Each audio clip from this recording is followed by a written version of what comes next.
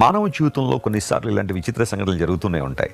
నీకు అన్నీ ఉన్నప్పుడు తోడుగా ఉంటామన్న వాళ్ళు, నీకు అన్నీ ఉన్నప్పుడు కలిసి ఉంటామన్న వాళ్ళు, నీవేదైనా ఇబ్బందుల్లో ఇరుక్కోగానే, ఏదైనా శ్రమలో నువ్వు పడగానే కనీసం నిన్ను చూడ్డానికి కూడా రాకుండా ముఖం తిప్పేసుకునే వాళ్ళు చాలామంది ఉంటారు.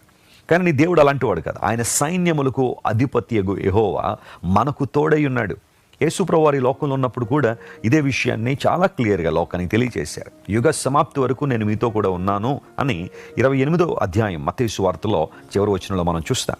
యేసుప్రభువు వారు పరలోక రాజ్యానికి ఆరోహణమవుతున్నప్పుడు ఆయన ఇచ్చిన వాగ్దానం అది, నేను మీతో కూడా ఉన్నాను, నువ్వు భయపడడానికి లేదు, నాతో ఎవరు లేరండి, నాకు తోడు ఎవరు లేరండి అని ఒకవేళ ఈ రోజు ఇప్పుడే ఈ క్షణమే నువ్వు ఏడుస్తున్నావేమో, ఇంతవరకు నీతో ఉన్న వాళ్ళందరూ కూడా నేను వదిలిపెట్టి వెళ్ళిపోయారేమో, ప్రియ యవన బిడ్డ, యవన తమ్ముడు, ఒకవేళ నీ జీవితంలో ఏదో ఒక విధానంలో వైఫల్యం చెంది ఒంటరితనంతో బాధపడుతున్నావేమో, ఈ మాట వినొకసారి దేవుడు నీతోనే మాట్లాడుతున్నాడు.